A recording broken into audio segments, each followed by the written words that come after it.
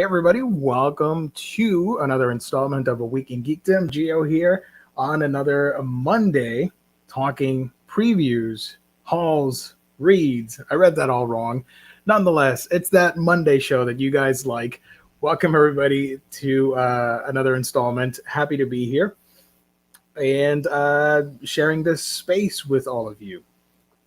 Shout out to the chat, who's always pretty on point when it comes to these shows. James here, and everybody that is showing up. We're actually on time for once, right? But yeah, today we're going to be going over all the stuff that's coming out, all the books that are coming out this week, all the stuff that we might have gotten. I have a small little bundle here that I'm going to talk about in a few minutes, and all that fun stuff. I will be joined by one of our lovely co-hosts in a little bit. I just wanted to get the ball rolling early. So yeah, when we get to the previews, let me remind you that, of course, most of these books you can find at our sponsor's website. That's, of course, InStockTrades.com, where you can get your collected editions up to 50% off. Loyalty discounts tack on an extra 2% to that. And if you order $50 or more in that collection order, you get free shipping. Fantastic customer service and wonderful packaging when you visit InStockTrades.com. So thank you to our wonderful sponsor. Bristlefoot, cool shirt. It's an oldie but a goodie. I love this shirt. Yeah. Aaron, what up, my brother? Nothing much. Hanging in there. Billy, thank you so much for tuning in. We missed yesterday because of Mother's Day. Everybody was, of course, busy with all that stuff. So you're going to get an extra Aquaden episode, hopefully with better internet reception. But yes, you will be getting an extra episode of Aquaden next week. Not this Friday, next Friday. Something like that. But you are going to be seeing that soon. And we're going to be talking about the Deadly Waters hardcover. A solo review talking about that stuff. But forget about the den.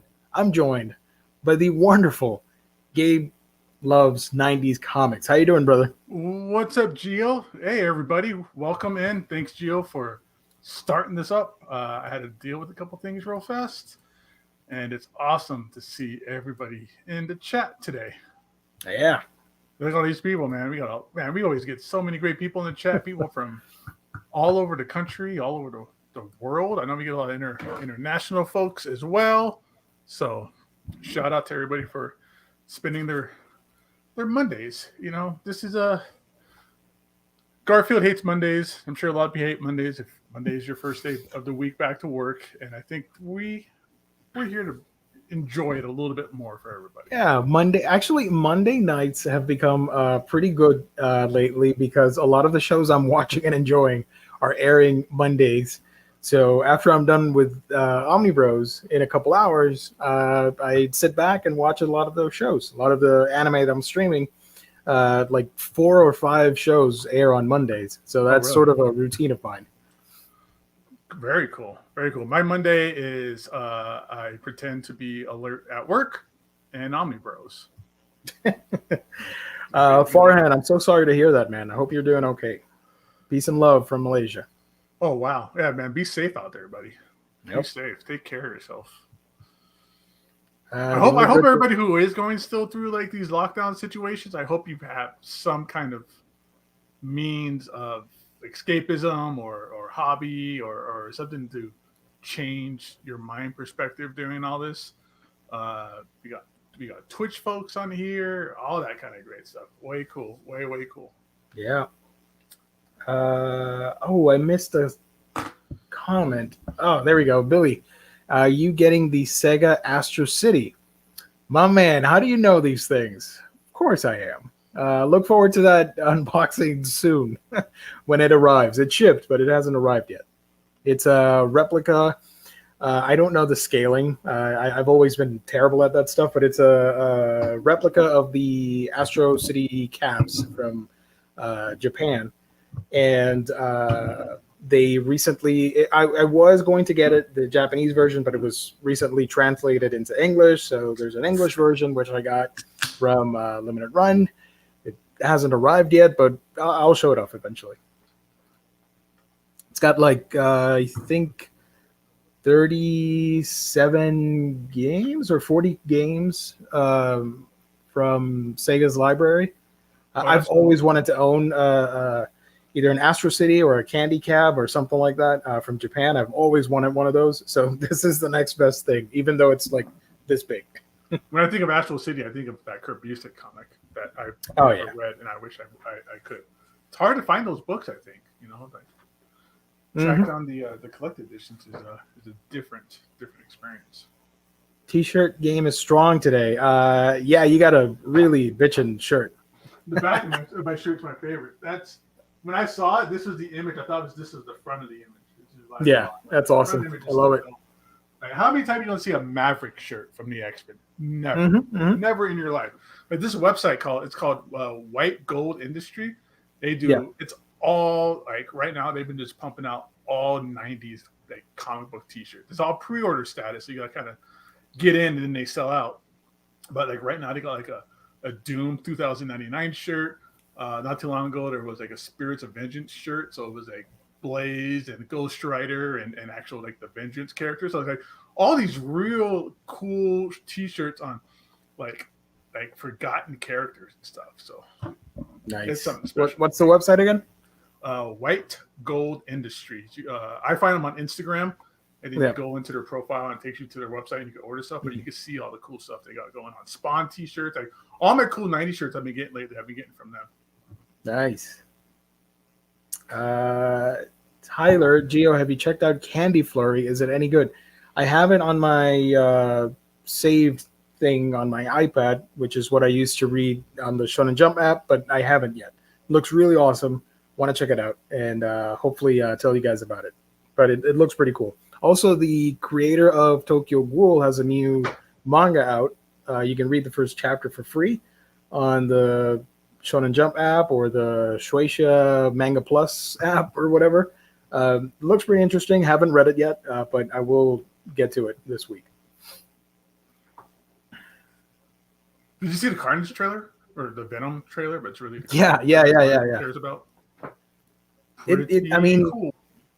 It looks really fun. I know it's not like the most in-depth thing ever, but it looks crazy bonkers fun, which is good. It doesn't have to be like in-depth. It's like the first trailer. So all everybody wants to see is we finally get the first image of what Carnage is going to look like. And he looks great. He looks like the current style of Carnage, like a little bit of white, like veiny stuff out of him and stuff. Yeah. Chojin X. Thank you, Tyler, for the name. And speaking of the Carnage trailer, dang it, who's homeboy? Woody Harrelson. His hair doesn't look as ridiculous as it did. I'm so happy that they changed that. Yeah, they took away that Bozo the Clown wig, and he actually just looked like they dyed his hair a little bit.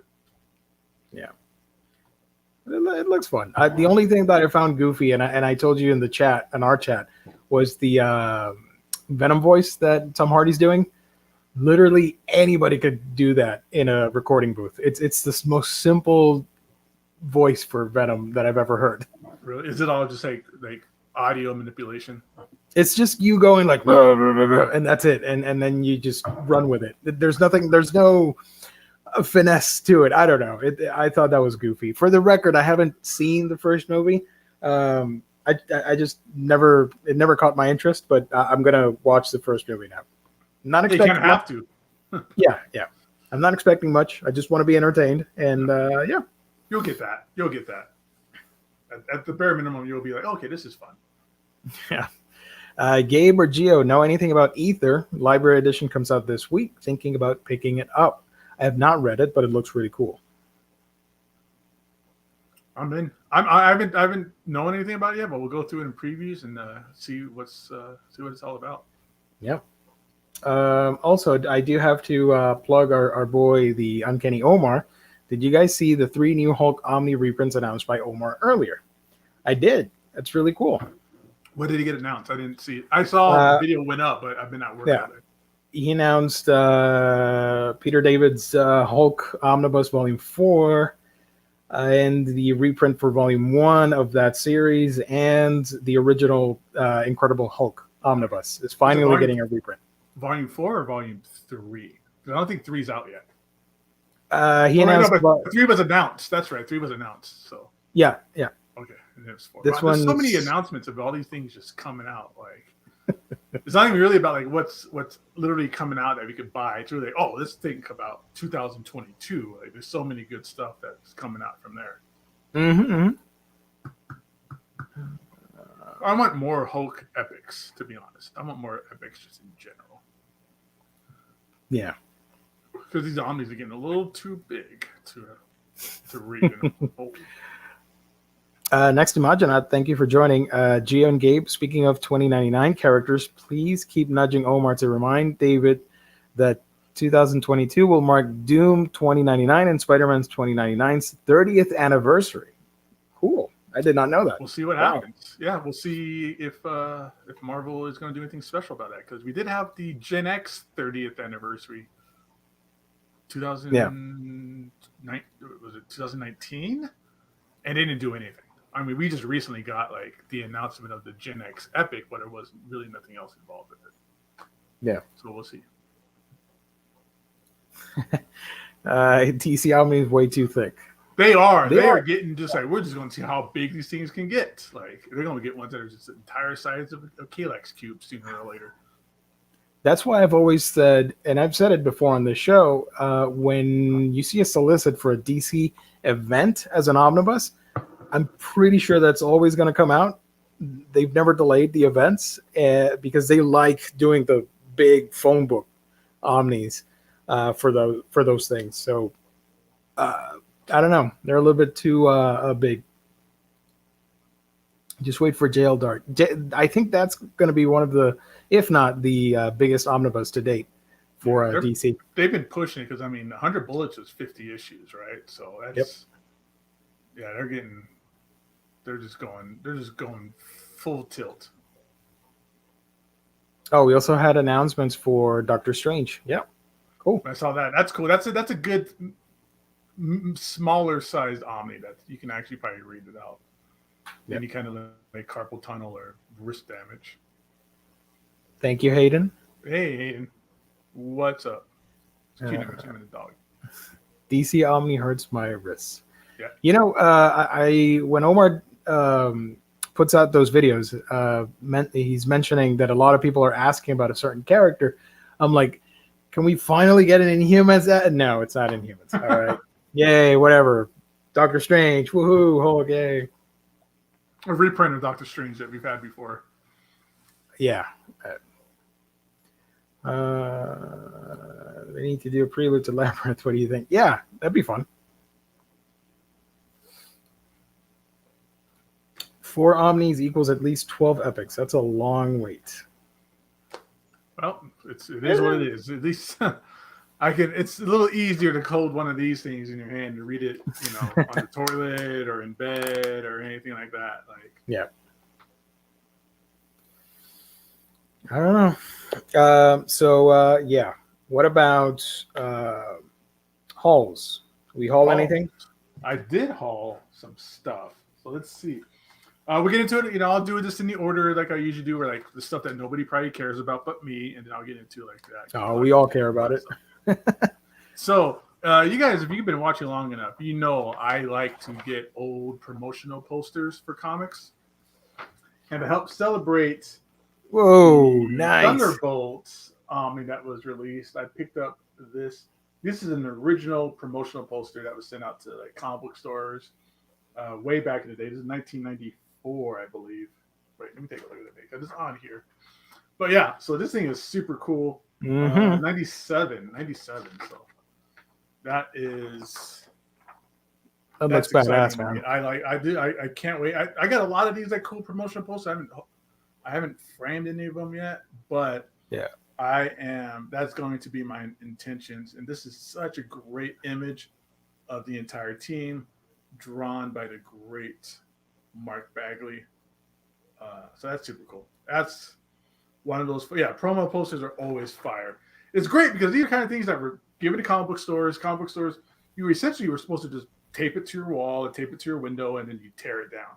And it's nice to find this thing is beautiful. Like, there's no tape marks on it. There's no pinholes in it. Like, there's barely any kind of like, little nicks on it or anything like that. So this is incredibly, incredibly cool for me to get because I'm such a fan of Thunderbolts. You need to get the Marvel Legends. Not all of the Thunderbolts are out, but some. I was remembering that. I think that I know for sure there was a Mach 1 that came out a while ago. Yeah. Something's telling me that there was a Citizen V, but I think I'm just lying to myself in hopes that there was a Marvel Legends for Citizen V. There is one that was. I think it already came out. Yeah. Yeah. So I remember this is a while ago. It was one of the Marvel Comics, like, not relaunch, not like reboots, but when they kind of do like the relaunch and they rename it like all new, all different or whatever. Yeah. It was Citizen V in one of the promotional materials. I mean, I don't think we ever saw any Citizen V in a long, long time. So always wonder what's up with that. Secondly, some CGC action. Ooh. I got, this is Marvel's Mangaverse. This is the first appearance of manga Spider-Man.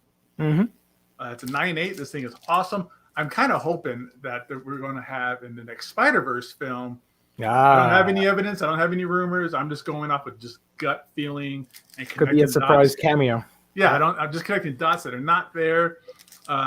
So I'm hoping to see this is all glary that I got in the bag.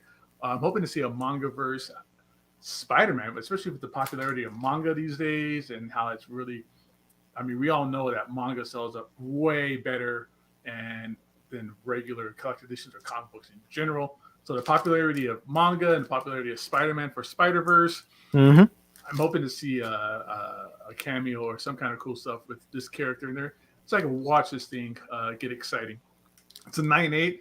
I looked it up. There's only 20 9/8s in existence in the census. So there's some. Wow. So yeah, Spider-Man India. That's another one that's been like, that thing got really hyped. That was a crazy exploded like value-wise book that happened not too long ago with Spider-Man India. I remember that. So Spider-Man Mangaverse #1. Nice. And I showed this off into the chat. I wanted to show it to Jess. Too bad he's not here, but I showed it to him in the chat. I also, no spec, nothing crazy coming out of this. I am just, we talked about it before. I'm just a fan of Spectre. So I got a Showcase 60, 7.5. Good old first Silver Age appearance of my boy Spectre. Awesome. We still got to somehow, some way get our buddy Jess, who's also a big fan of Spectre. We both did videos on the Omnibus when it came out. Get him to still watch that DC animated short. Like, it's literally, he still hasn't watched it. It's literally 15 minutes. Like, you can take a hard dump and watch it. Like, there's really no commitment in watching, but it's one of the more amazing things to ever really come out of that DC animated universe. And it's terrible that we don't get anything, are the Spectre comics and Omnibus any good? They are awesome. They are really, really well done. They're Silver Age comics, but they're not very DC Silver Agey. And what I mean by that is they're not kind of silly and hokey. A lot of DC Silver Age, they were still stuck in the golden age of comics. Especially like we read like Batman and Superman, things like that. It's still very kind of hokey and like kind of storylines and things like that. And that's really to blame for Batman 60s because of Batman 66, because that was so kind of hokey and kind of corny and cheesebally and fun and more kiddish. That DC kept their comic book line aligned with that kind of demographic and that kind of sensibility. But you didn't really get that with Spectre. Some of the other stuff a little bit in the Showcase, but Showcase is really used to showcase. Like, it was really used as like promotional for new characters and getting things rolling for the first time in Showcase. But it gets a little bit later on in the series where it gets like super like gnarly. Like, he is a spirit of vengeance. And it's literally just some of the craziest, like, vengeful, nasty stuff that happened. Like, there's a lot of controversy in a lot of that stuff too. So I think that video I did is on the channel. So you guys can probably go back through there and check that out. Or is it on my channel? I don't remember where I did it. But yeah, so got myself a nice, good Silver Age key of the first appearance of Spectre. And was that the only other thing I got? Okay, maybe it was. Witchblade Volume 2. Oh. Witchblade Volume 2. I got Volume 1 not too long ago, and this popped up in the mail. I go, what is this? My wife was like, I got it from Amazon. My wife was like, you got some book with a chick in a bikini on it? And I'm like, chick in a bikini? And I opened it. I go, oh, that's Witchblade. That's Witchblade. It's sure, it's kind of, nakedy and cheesecakey, but it's a dangerous, bikini she's got on. Yeah. So that's super cool to have now that they got both of those. And I'm super happy that these things are coming out. These Top Cow, like Omnis or collected editions, they're not that big. They're not oversized. They're easy to read and all that good stuff. I'm glad to see like this and Darkness getting some interesting remakes and reprints as $10. I'm in. I'm gonna have to look that up. I want Citizen B and I want a Mach 5, like so bad, or Mach 1. Yep. But yeah, so that I really hope they do a second volume of Darkness pretty soon, because that first one was so much fun to read. That's some great Mark Silvestri stuff. Mm-hmm. And that's it for my hauls, bro. That's what I got. Show me what you got. Show me what you got. Hayden says Mangaverse could get more attention since Marvel's is getting more and more into manga lately with Deadpool and Marvel Meow, among others. If I were them, I would look up and reprint all that manga stuff, and maybe think about doing like new editions of the Mangaverse. Oh, you mean the stuff that Akira Yoshida did? Oh, I mean, sorry, I mean, yeah. What's his face? Shoot, I forgot his name. I know He's the editor-in-chief of yeah. CB Cebulski. There we go. Cebulski. I knew he had like a odd name because it's two initials. I had to go to Kickstarter for my Witchblade hardcover volume 2. Yeah. At least you got it though. Yeah. So, yeah. Dude, these things, they're disappearing. All these like image like compendium kind of things, like that Spawn one for a while was really hard to find. The first Witchblade I had to get from Amazon UK because that was so hard to find. But this is a pretty again, I had to get it on Amazon because I couldn't find it at any of our other like top retailers that we usually get our collections from. Mm-hmm. Cleveland Brown says, can a bikini stop enemy attacks? Can it? Maybe. I mean, it worked for her. It does stop bullets and all kinds of stuff. Yeah. As for me, I only got one book,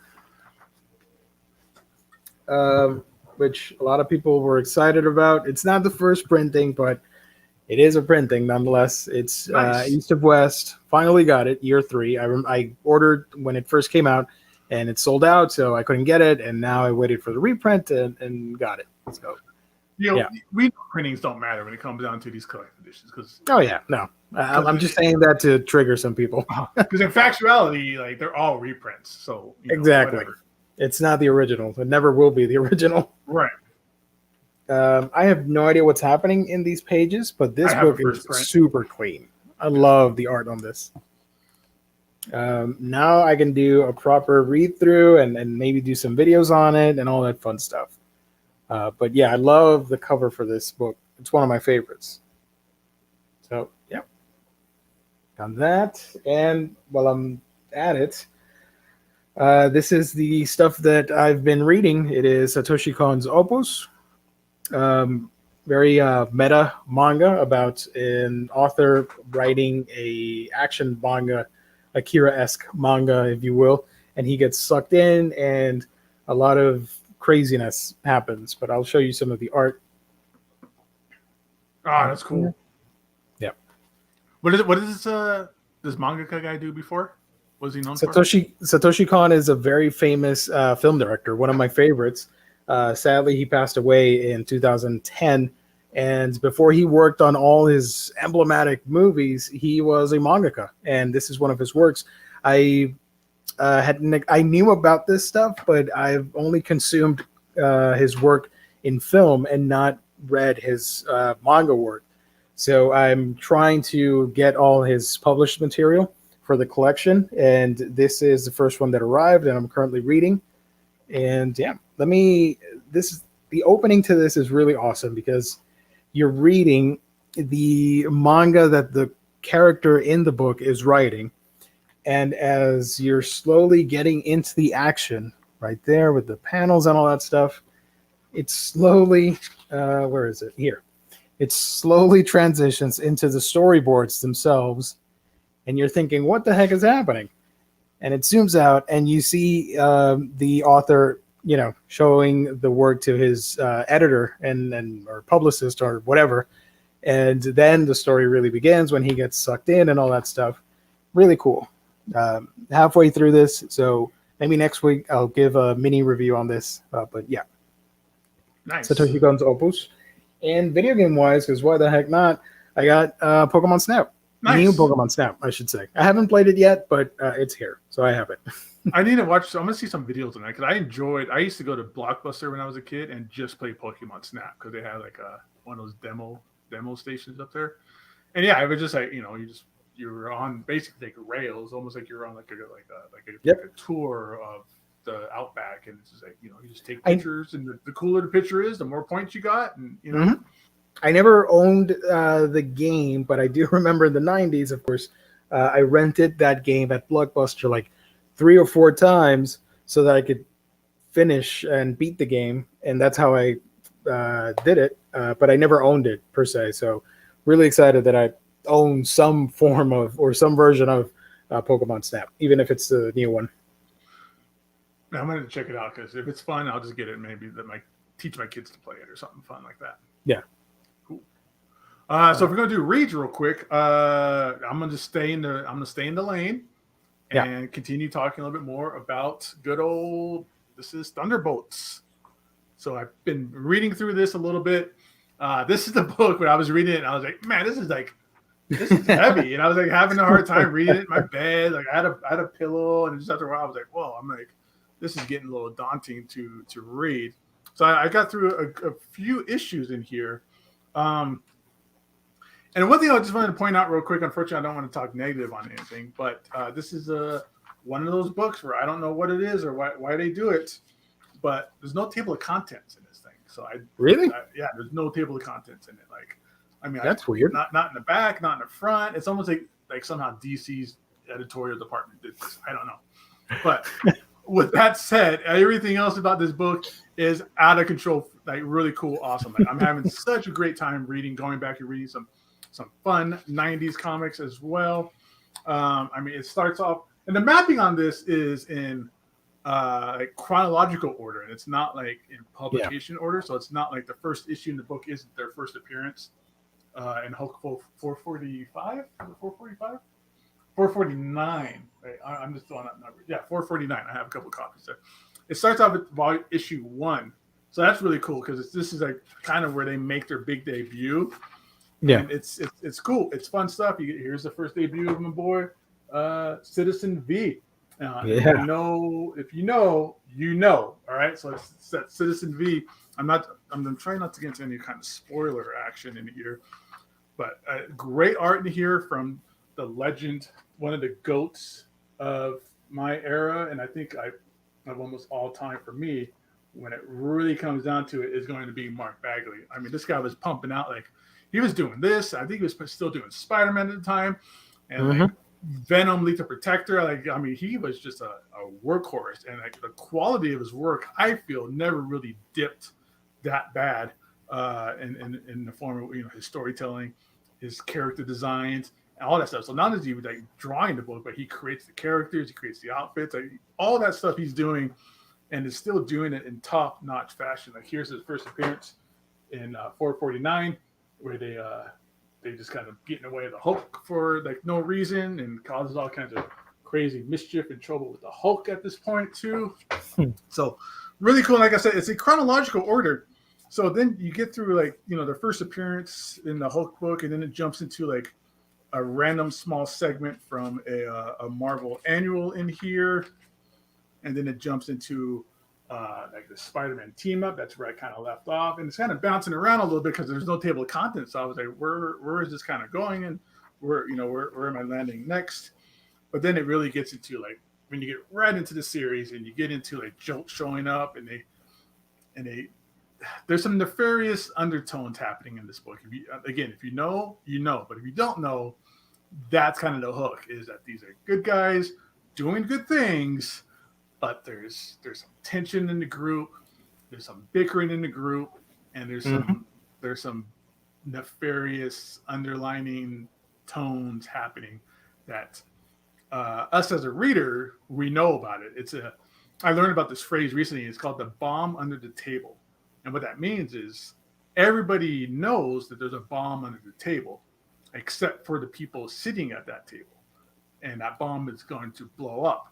And the whole idea behind it is, can these people stop that bomb? How's that bomb's going to affect them when it blows up and that kind of stuff. So the big reveal and the twist in here is that bomb that I'm not going to I'm not going to try to reveal to anybody, but it's that where you know that there's some things going on and why, and the journey of the story is not only seeing them do these heroic things, but also like, when is it going to come up? When is that going to bubble to the top and that kind of stuff? So yeah, again, great covers. I love the Songbird cover.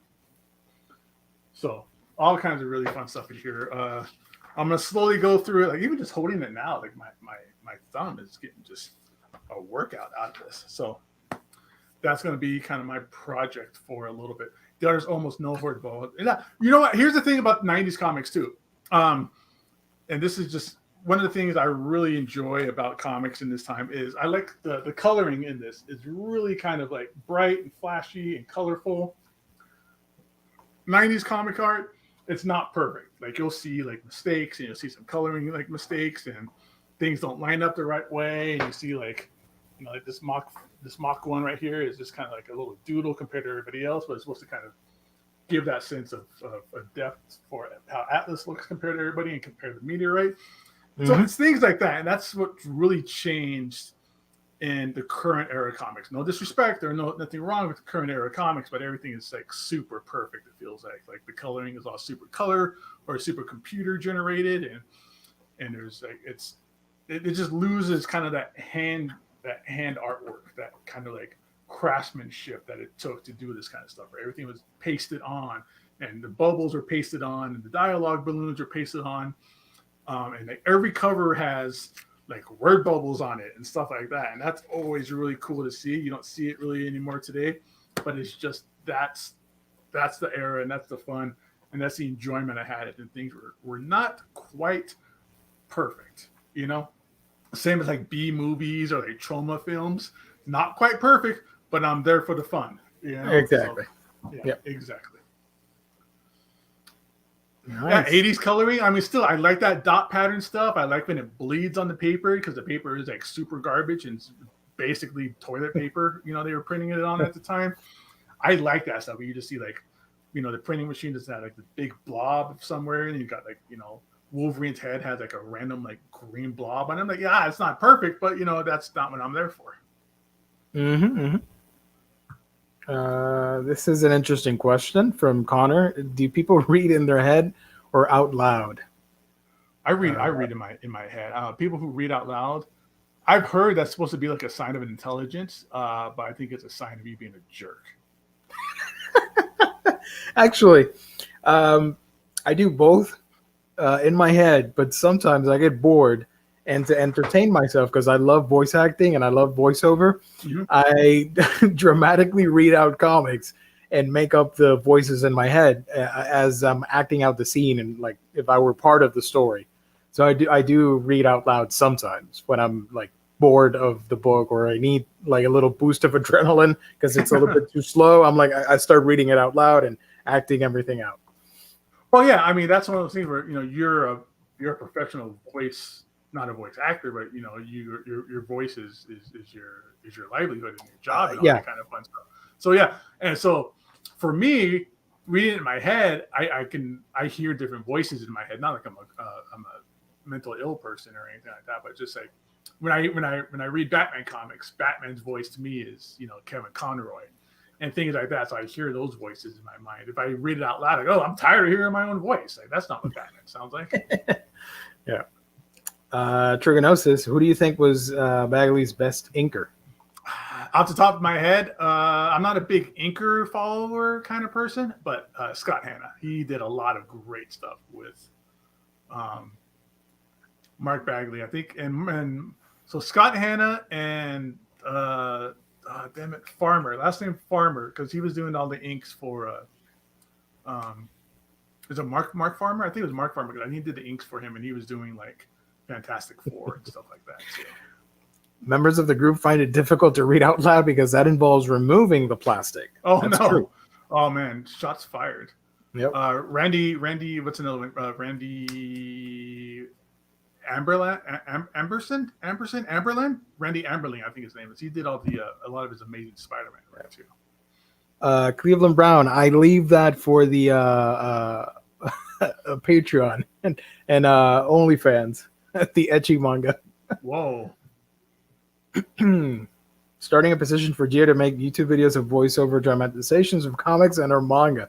That'd be great. I don't know if there's an audience for that, but I do it just on a one-off video one time. Remember, like, I don't know if you ever listened to like old time radio. I love old time radio shows, like the old timey like Batman, the old timey Superman stuff. That stuff is great. We should do something like that. That'd be fun. That'd be fun. But you're the only one that would sound good. Joe, radio business, but usually recording audio, promos, commercials, all that fun stuff. Tasty Melon, Jupiter's Legacy, opinions. I don't have a Netflix account, so I don't watch anything Netflix. Sorry. I never read Jupiter's Legacy. Something about Mark Miller. Sometimes I don't follow everything that he writes, so I'm not super. Yeah. Really, there's like way too much stuff to watch. Like, we live in an era of just total abundance of just. Everybody's got to stream something. Yep. It is really too much to really do, and if I was like single and didn't have kids, and it was just me and my girlfriend or something like that, like back before we got married, and all we did was sit around, just we binged like all seasons of Lost over the weekend and stuff like that. Don't have that kind of opportunities anymore, and we keep finding cool stuff. Like, have you watched Young Rock? You know about Young Rock? Yeah. That show. Yeah. My sister showed that to us over the weekend, and I'm just stuck. I can't it's stop fun. watching it. It's such a good show. I've been wanting to see it because out of just how the originality behind it, but I don't know. I haven't checked it out yet. Yeah, it's good. It's worth it. But again, there's just so much out there to watch, so it's really hard to like. You're gonna be like, it's like Jess. It's the same kind of experience Jess has, where it's like, here's this it's got to add it to my list of things everybody tells me I need to watch, and don't really get time to be around it. I don't know how he does it. If I were to make a list of things, it would give me a lot of anxiety because I have to knock things off that list, so I can't do it. So I just put it in my head like, eventually I'll get to it. Let me finish a couple things and then squeeze that in there and watch that show, because otherwise, that list is no good for me. Yeah, well, my wife and I, we were watching like the Mayans, which is the Mexican biker gang spinoff of Sons of Anarchy, and then we stumbled across Young Rock, and now we're stuck on that. I haven't gotten around to that new Star Wars show, that Bad Batch, which everybody loves or hates. So. Voice acting in the 60s Marvel. Yeah, those, if you can check out the videos on that on YouTube for the 60s Marvel shows, they're great. I have some of those DVDs where it's like they literally just took like Kirby artwork and just like kind of moved it a little bit. Like, oh, that stuff is cool. Nice. The Hulk has like this really weird like opening theme song. Captain America has a cool theme song. All that stuff is great. Even like I think Submariner had his own cartoon. Of all things, Submariner had a cartoon. Yep. Yeah. Gabe, 2 of my LCS had 0 issues of Web of Spider-Man and Spectacular Spider-Man. Does that surprise you in 2021? Not really. I mean, it depends on these LCSs that you're going to. If maybe they're just not back issue stores where they don't actively go out and hunt and seek and make deals to buy collections and have that kind of stuff there. But outside of that, I mean, I could see it being a little popular these days because there's no collected editions really for Web of Spider-Man or Spectacular.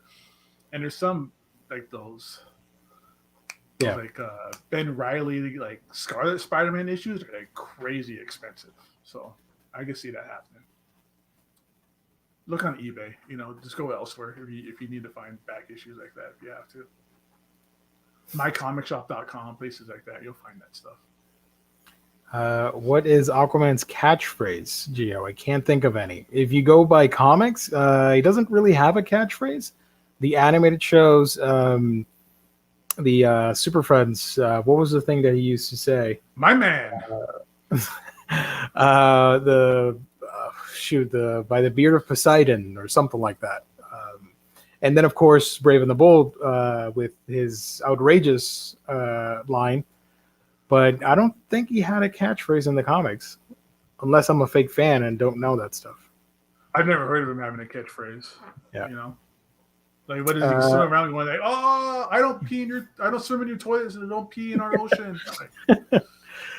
Derek, I am all in. I will find a way to watch this because I made a review on season 1 of Love, Death, and Robots. I love that so much. Can't wait for that. Thank you for reminding me. Young Rock is great. Finished Jupiter's Legacy. Nice. What you guys think of the Venom trailer? We talked about that when we started when Gabe joined. I think it's fun. It's silly fun, and I hope the movie's great. A lot of people were dissing on it. I'm like, yeah, just wait for it. Just wait for the movie. And if it's bad, well, it's bad. If it's good, then enjoy it. It seems to fit the tone of the first film. So it's like, if you like the first film, you'd probably like this one from what it looks like. Yeah. Is Bad Batch actually out? Yeah, 2 episodes or 3 are out, I think.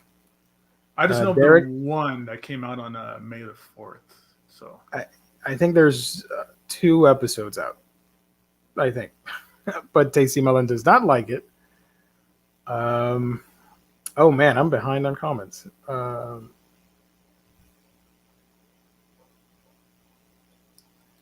Why is the rum always gone? Aquaman, probably. Namor sucks. Yes, he does. Aquaman's better. Joe Chip, guys, is the Nightwing Omnibus out of print or just out of stock? If you're talking about the new 52 one, right? It's on Amazon. I mean, I just looked it up real quick. That's kind of, I think it's probably just out of stock. Yeah, that's a strong indicator because I mean, in stock trades, they get sell out really fast. Diamond end up selling out, or Lunar or whomever could sell out, and that way, that's the reason why like IST might not have it anymore, or that's why cheap graphic novels or organic price. Any of those places might be out because their distributor is out. But if you look on Amazon, it's on there. It's $90, so it's like $10 off the cover price, but it's not out of print at all. It's still in stock on Amazon. Fishies Unite. To me, my fishmen. Cannonball. Let there be water. Atlantis attack. Oh boy. Don't touch my fish. And Aquaman didn't say this, but I'm just going to read it anyways. I miss Jess. That's just Reaper. He's he's a Jess fan. One of. Don't worry, Reaper. Jess is out having some fun. Took the night off. He'll be back next Sunday because Thursday's manga night, so you're not going to see him in a while. Maybe Aquaman's catchphrase is like, "Oh, my fingers are all wrinkly. I got pulled dick." Let's see. Is the new 52 Nightwing Run any good? I didn't like it. Personally, I read like half of the new 52 stuff, and I just thought it was okay. Nothing like too otherworldly or anything. I did love the art when Brett Booth came on because he's one of my all-time favorite comic book artists. I love his work, but other than that, I thought it was just an okay series. I do hear Grayson's a lot better. I haven't read it. The later part of the new 52 stuff. So yeah, but that's such a different. Yeah, Grayson is such a gear shift from because he's like a secret spy agent. Bad Batch is going to be on Fridays for the next 3 months or so, which is why Loki got pushed to Wednesdays. All right, cool. Oh, so we get Loki and Bad Batch in the same week. Again, there's just so much coming out. Like it's, and then like what's after Loki? Disney Plus wise, is there anything after Loki? I think Marvel, maybe the What If series. Maybe I don't know. I do know that at the end of the year in the fall, we're gonna get Hawkeye, and Miss Marvel. Further down 2021. Jess is spending time with Emily's mom. Wow. That's a deep cut. Nice. It's going way back. If you know, you know.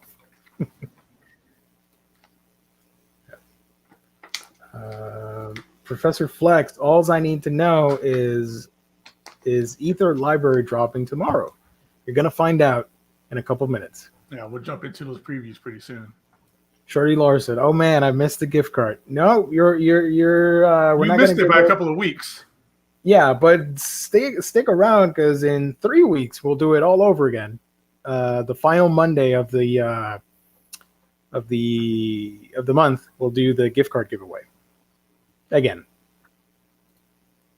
Did you do the promo before I jumped on, Gio? Yeah. Yep. Perfect.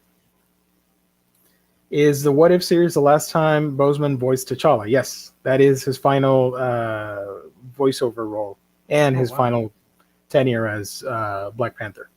Interesting.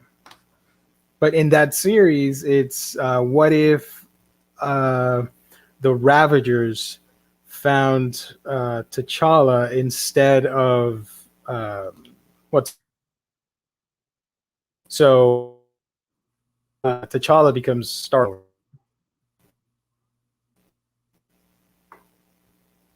That's gonna be cool. Yeah, I love that they took that idea for What If and made it into a series. Every episode will be a What If of a different Marvel movie. So, Black Panther will be the Guardians episode. All right. Oh, okay. So we won't have a new Disney. I'm going by this image I found online. It could be incorrect. I don't know. But Loki, then What If, and then that's when we get the movies start jumping back in. With Shang-Chi. Oh, true. Black Widow. And then I Disney forgot Plus, about that. I think later on, Black Widow will eventually be dropping again, or dropping finally. Hawkeye and She-Hulk. So I think there's going to be a little bit of time before we get all that. Yeah. I can't wait. I mean, we're just overloaded with great stuff. Like, what a great time to be in. I remember when it was like, wow, The Flash has got a TV show. That is amazing. And now it's like, Flash, like, just, you got, 6 different Flash Superman has like shows. 7 seasons, and every freaking superhero has a TV show now. Yeah, it's crazy. Been like 3 movies with the Flash in it recently, and it's what. Or I remember like, oh man, the X-Men, how awesome X-Men finally got a movie, and then you say, wow, that's like bottom of the barrel compared to what we got these days. Yeah, I do think. Speaking of X-Men, I think the X-Men would work best as a TV show than a movie. I think if they can do like a high budget X-Men show and then leave like the events for actual movies, I think that would rock, because there's just way too many characters, plot lines. Just doing a movie trilogy, I don't think it's enough for a proper X-Men adaptation. I think a lot of we might. I was thinking about that the other day.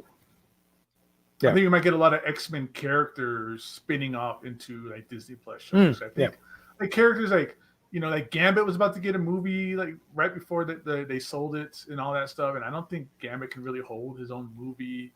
I think a Disney Plus series he could hold, but again, like Wolverine's not going to be a Disney Plus show. That's $1 billion character. No. So they're saving him for something big.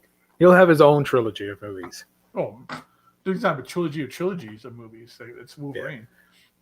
But like, imagine if they do like they do a X-Men MCU show, and then they start building up for like the Dark Phoenix saga or whatever, and then you see that as an actual film instead of having to worry about movie 1 and 2 setting up movie 3 and all that stuff, because that world is so gigantic, the X-Men universe.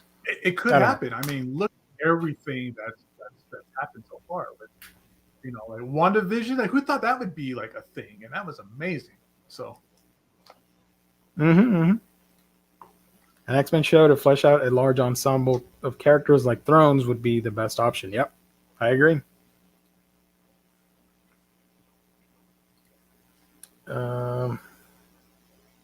So speaking of all these shows, want to do the previews?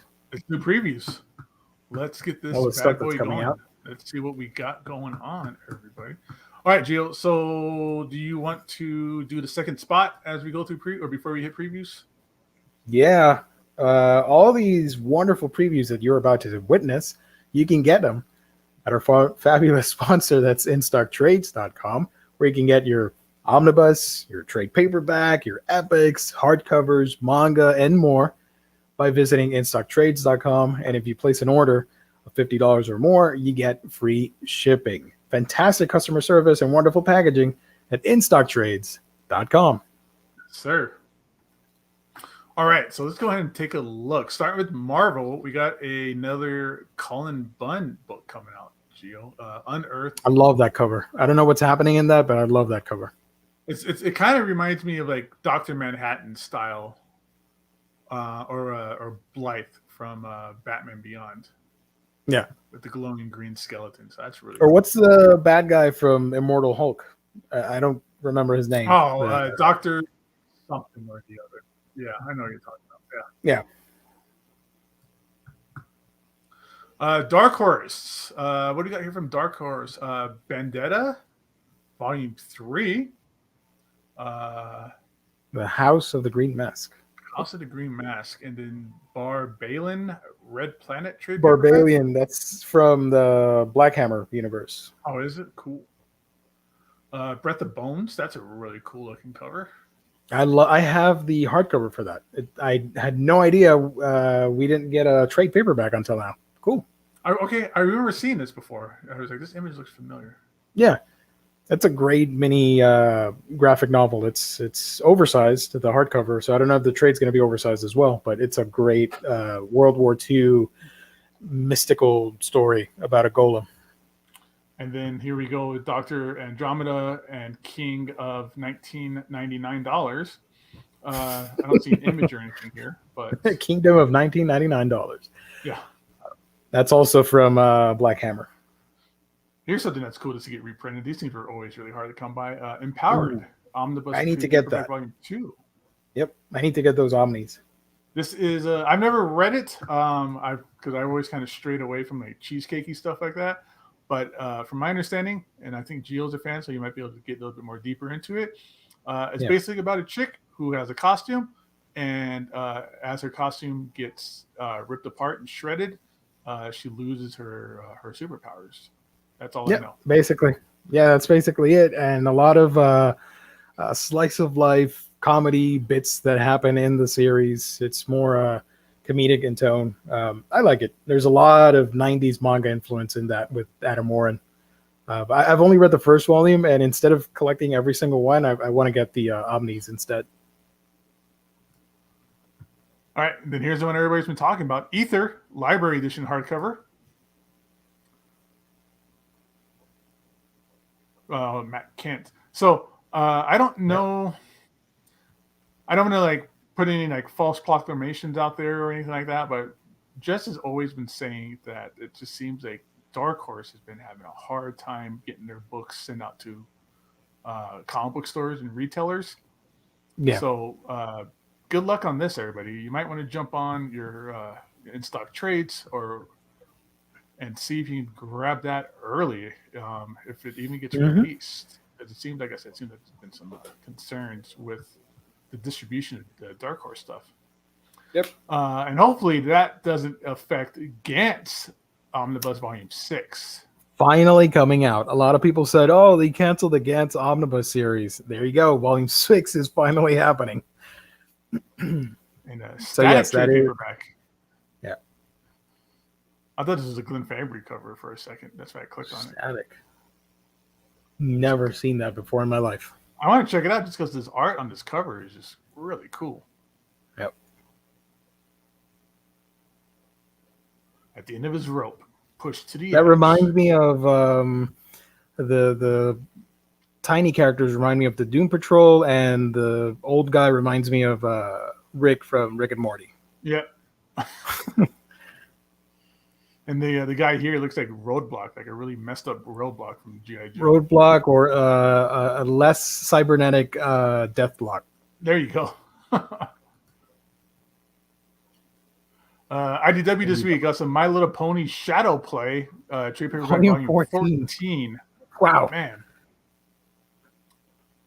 And Stephen King and Owen King's Sleeping Beauties, hardcover volume 1. Cool. All right, Marvel this week. Oh, we got some reprint action here. Let's take a look at this. So we got Annihilation Conquest Omnibus hardcover. They're reprinting that. This is kind of the better part of the Annihilation kind of storyline, and that's cosmic trilogy kind of storyline. And this time they came out with a second cover with Wraith. Yep. Who's been super popular these days because I guess of his connection to Null. So that was a book where I remember nobody cared about that book, and then it fell out of print, and then it became like super crazy expensive, and then here's a reprint of that. Also, something that's been super crazy and hard to find, and finally getting a reprint: Avengers Epic Collection Final Threat. This is the Jim Shooter era, and Steve Englehart, George Perez on here. This is some really good, top-notch, like Bronze Age, deep-rooted Marvel stuff here. This is cool. I might have to pick that up. That's something fun. Fantastic Four by Jonathan Hickman, complete collection. I think this is volume 3. Yep. I need to grab these. That's such a good series. Unfortunately, this is the era where people start feeling like the series kind of fell off. But it was really, to me, like if you read it before, I love that. Yeah, like the Inhuman stuff. It's just they were just building up to what's going to happen at the end. So this is after the death of Johnny Storm. And then you got Spidey, who joins the team with the FF, the Future Foundation, and the kids taking over, and Valeria is just really kind of starting to do her own thing and trying to cure Ben. Just all kinds of really cool stuff happening here. So what a really, really great part of that. A really great art on that book. Yeah, it bounces around to a couple of artists. Right, this is it's the Greg Tucci stuff and more. I think the Wombo here really cool. Stegman worked a bit at the end. Yeah. Oh, is this the end? Is this the last of his run then? I think so, maybe, because I see 600 to 604. So. Very cool. Yeah, I really like that stuff. 16. Yeah, so that is the end. So yeah, Stegman was doing the last couple of issues of that with the Wizard and everything.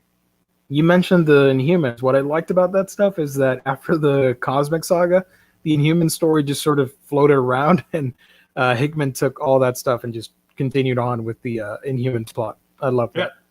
But there's also stuff where it was like, Black Bolt's like, I'm a king. I could just have as many wives as I want, And really kind of intergalactic Inhumans.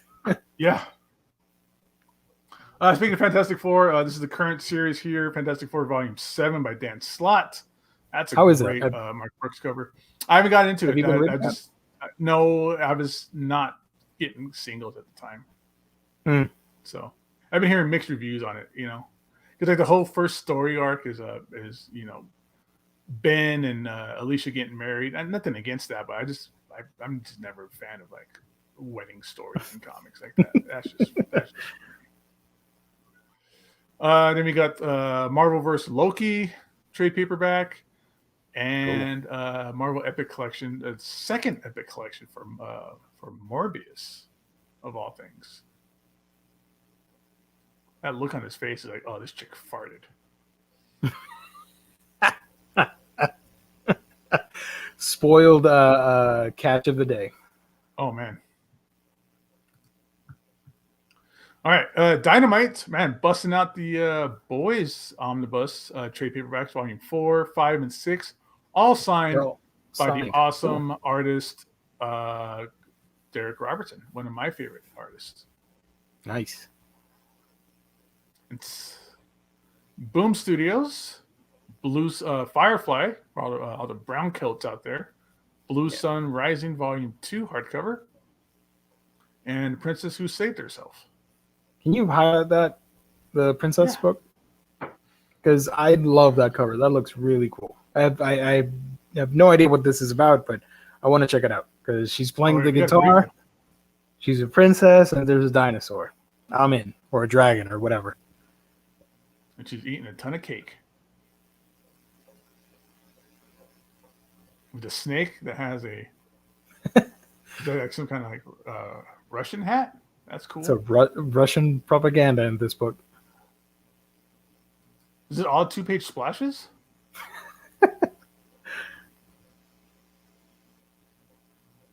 I love the art. That looks really good. It's all single panel stuff. Oh, that's good. Oh no, we got some more, but this is cool.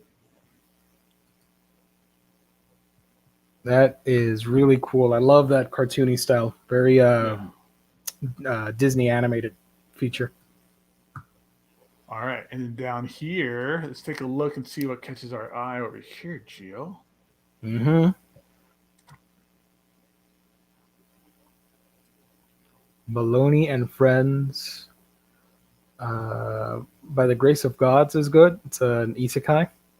Wholesome isekai. Wholesome? Yeah, it's about a 30-year-old office worker that dies from overworking in Japan, and gods from another Earth pick him up and give him a second opportunity in a new land as a 10-year-old or an 11-year-old boy, but he's got like super magical abilities, and he decides to set up commerce in this town. It's fun. It's a lighthearted, relaxing series. So he dies from overworking himself. So he gets reincarnated as a 10-year-old who has to start his own business so he can overwork himself again. But now he finds friends and family. Before he was alone and just overworking. And that's a real thing in Japan, that a lot of people sadly die from overworking. And he's able to find this new life and finally family and friendships and all that stuff. But I dug it. There's an anime of it as well. Oh, yeah? Yep. There it is. Wait a second. Dick Fight Island Volume. Yep. Dude, I got to find this book.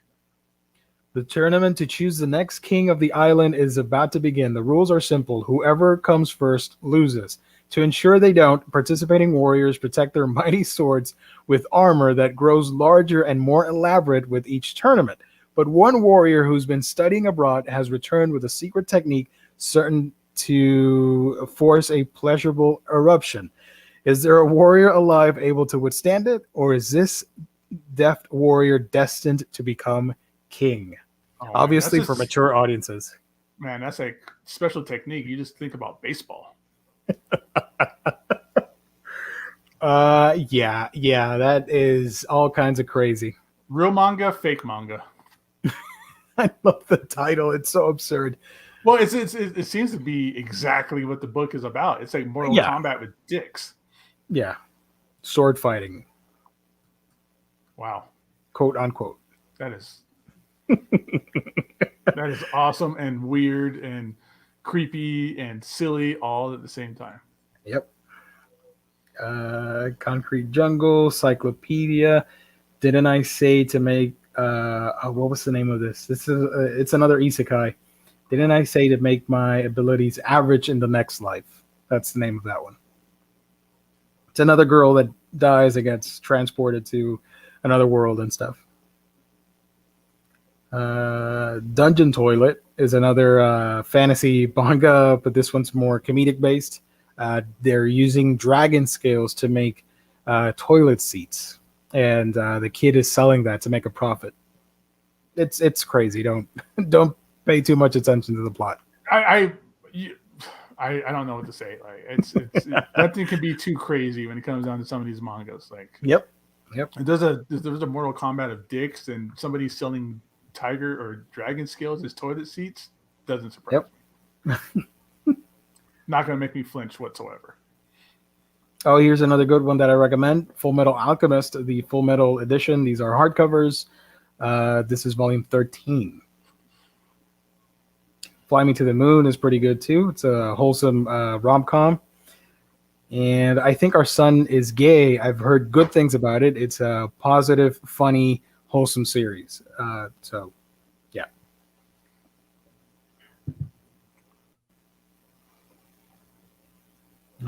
King of Fighters. If you're into the video game, you're going to love the manga. I made a review on volume 1 if you want to check that out to get a feel for that. But it's straight up just like you're playing one of the video games. But the art is super awesome on that. I remember that game, King of the Fighters. A lot of just cool like god characters and like stuff like that in there. Yeah. Mm-hmm. Penultima, man. Penultiman, Pokemon, Rine, the Rusty Riley. Oh, look at that. Splatoon. Love Splatoon. Swords of Cerberus, Tropical Fish, Yearns for Snow. This next one's cute. It's about a cat with a bow tie. Wonderful Q-chan. The comedy in series. I think it's in color. Yokai Watch. Not a whole lot. Yorick and Bones. And This Year Zero looks cool. It's from Benjamin Percy. Is that zombie related? I'm guessing so. Kind of like World War Z, like the Z is kind of highlighted. Looks like military zombies. Yep. Colombian cartel boss indulges all of his most sadistic whims, unaware that a threat far greater than zombies is headed toward his jungle fortress. A Rwandan doctor must overcome the crippling fear that has plagued him all his life as he stumbles through the African bush, and a pregnant woman barricaded in an American big box store discovers that the greatest threat to her life and her unborn child might not be undead. So it looks to be like a compilation of mini stories in the zombie apocalypse. Maybe. Interesting.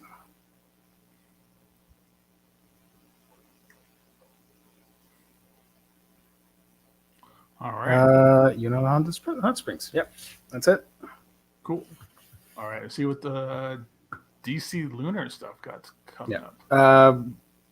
Carly, Gio, is it worth upgrading to the hardcover FMA volumes if I already own all the paperbacks? Only upgrade if you want sturdier construction on the book because it's hardcover, glossier pages, and larger artwork. If you don't care about that stuff, keep the paperbacks, in my opinion. Let me share the screen here. Chris Verde, real quick. Volume 1 of Venom came out last week. Yep. This is the DC stuff. Not a whole lot, actually. We have the Batman universe, the Brian Michael Bendis story. This is the trade paperback version. It was previously released as a hardcover, standard size. And more comics. Fables Compendium Volume 2. I do recommend getting this. Yeah, Fables is awesome. Must have. If you don't have any Fables yet, you're missing out. Ooh. Yep. Ooh, this is comic book related, or not like collector's edition related, but that Cassandra Cain Art Germ cover is awesome. Oh, this one? Yeah, look at that. Damn it. Yeah, it's a great cover. I wish he would just drew her with the mask on. I mean, I know she's like, Art Germ's all about, drawing really cute, beautiful women. But the facial expressions. Yep. Yeah, she needs to have the mask on with the stitching. That's cool, though. Also coming out, Flash Volume 14, The Flash Age. This is post-rebirth. Oh, 14 volumes. Let's see. More comics. And... oh, here we go. Superman Action Comics Volume 4, Metropolis Burning from Brian Michael Bendis and John Romita Jr. I think that's it. Cool. Yeah. Pretty lightweight for DC. Just Superman, Flash, Fables Compendium. Fables is a must. Yeah, put in the chat what you're getting this week, everybody. What you're getting this week, put it in the chat. Let's talk about it. If I were to suggest anything this week, I would add this second compendium to your order. Absolute must. Absolute must. That's in. So this takes you up to 82. Wow, that's like it's going to be a series. Yeah, it's going to be 4 compendiums total. Very cool. I have the hardcovers already, or else I would 100% grab those compendiums. Mm-hmm. Rich, this Bendis Batman spent a lot of time talking to criminals. I've heard it's fantastic. From Jess loved it. Everybody who's ever read this Batman universe one, it's like they like it way better than Bendis's Superman for some reason. So I haven't read it yet, so I don't get it. But yeah. Oh, we got some people chiming in. Annihilation Conquest. Yep. I'm putting Misguided Faith in Fables Omni someday. It could. I don't know. It could happen. Maybe one day. It took forever for us to get these compendiums. Forever. Like, so yeah. I don't. They did remember they were doing omnibuses, like the big. No, they were absolute. They were like absolute omnis. They were supposed to be like these massive absolutes or omnibuses in a slipcase, and then that got canceled, and then we got these compendiums instead. Yeah. So I would say if you're interested in reading Fables, and you really should read Fables if you haven't, just get the compendium. Just get what's available, and if the omnis ever come out, just go ahead and sell the compendiums. Yeah, change the Fables compendium into an omnibus, and I'll buy that.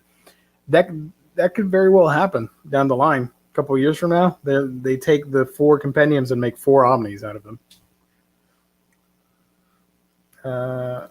I heard Fables kind of falls off after issue 775. Is that true? It dips a little bit, but I like it. I think it returns though. It returns back to its height. 3 omnis from Marvel. Yeah, next week is going to be killer. Lionheart. Chase Chu. I'm hoping they're going to finish the DMZ compendiums. Did they ever finish that? They did? Apparently not. Interesting. Isn't that getting a show pretty soon? Or yeah, it has a show. I don't know when it's going to premiere, but it has a show. You guys been picking up the Sandman deluxes.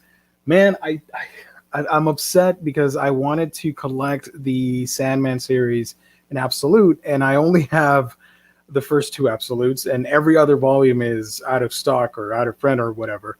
So I'm always thinking to myself, do I sell those 2 and get the deluxes? Do I sell the absolutes and get the 3 omnis? I don't know what I'm going to do with that. I'm upset that I didn't pick up the absolutes when they were readily available. Yeah. All right. Let's answer that real quick. Yeah, one more question here. What is Fables about? So what is Fables about? So Fables is, if you've ever seen Grimm, it's very much kind of like that, where it's Fable characters, the like Mother Goose characters. They had to escape for some reason, and they kind of like hint at it in the beginning. They had to escape fairyland, and they came into the real world. And while they're in the real world, they became like corporate millionaires, and they became part of society here in the regular world. So it has this kind of conflict of them being in the real world and then trying to get back into the Fables world and trying to like help out the society that's happening there and all the conflict that's happening there with, I think it was called like the Dark or something like that. I forgot what the evil term was, but it's really just these characters coming into our world who after so long are being called back to go into their world, but their old world is just ransacked and like post-apocalyptic a little bit and just taken over by all these kind of creatures. So it's a lot because there's 150 issues, so it's really hard to kind of like boil down 150 issue into like a couple of sentences about it. But man, they are incredible, one of the best series that ever come out. Once upon a time, there you go. I'm sorry, it was one of those. I know there was like 2 like fairy tale series coming out at the same time. The similarities are because they're Fable characters like Snow White, the Big Bad Wolf, stuff like that. But that's where it sort of ends, because Once Upon a Time goes off into something more action-packed, fantastical thing, whereas Fables, for the majority of the run, is more of this noirish investigation. Eventually it goes into like high fantasy swords and sandals stuff, but for the most part it's a sort of a grounded drama about these characters that have been exiled. So yeah, I wholeheartedly recommend Fables. It is a wonderful series that everybody should check out. I'll say this: the first story arc is kind of whatever. Like, it's this really good story about, Big Bad, who's like the big bad wolf, but in human form as a detective, investigating things with like Snow White and her sister. Was it Snow White and her sister? Yeah. But then that's the second story arc, which is called Animal Farm, is like Mount Rushmore of storylines. It's one of the greatest things comic books has ever produced. That's what hooked me on that series and made me a lifelong fan. And everything afterwards is just as good, if not better. And yeah, there's a point where there's a little dip in the road, and then it just gets right back to where it was, and it just continues to be great. You got to just kind of get through, that rough patch, and then it's open terrain from there. It's one of the greatest things ever. It ran for 150 issues for a reason. Yeah. Real quick, Cleveland Brown, if I remember correctly, they were going to do Fables TV series. That's true, but they didn't. That didn't went through, and ABC decided on Once Upon a Time.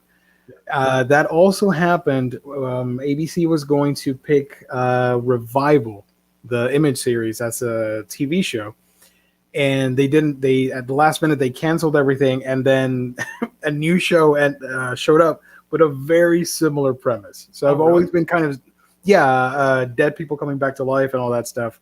It was eerily similar. So I was always a little bit salty about that. Like, Once Upon a Time, Fables was supposed to be like the big TV show, but it wasn't. Thank you, everybody. That's about it for this show. Thank you for the wonderful people in the chat. You guys are great, as always. Don't remember to check out our sponsor. That's InStockTrades.com, who sponsor this wonderful channel here, this YouTube show. And what else is there to say except thank you for watching. Gabe, where can people find you on the internet? You guys can hit me up. Instagram, Gabe Loves 90s Comics. And on YouTube, my channel is also Gabe Loves 90s Comics. Resurrection. Thank you, Martian. And as for me, you can find me on my channel. That's A Week in Geekdom, where I talk about anime, comics, and manga, all that fun stuff. Subscribe if you can. That's A Week in Geekdom. So thank you, everybody, for tuning in. We will be back Thursday for a manga stream, and then Sunday we'll be back with coffee, news, and chit-chat, Q&A, all that fun stuff. Hell yeah. Thanks again, everybody. Bye, guys. Stay safe out there.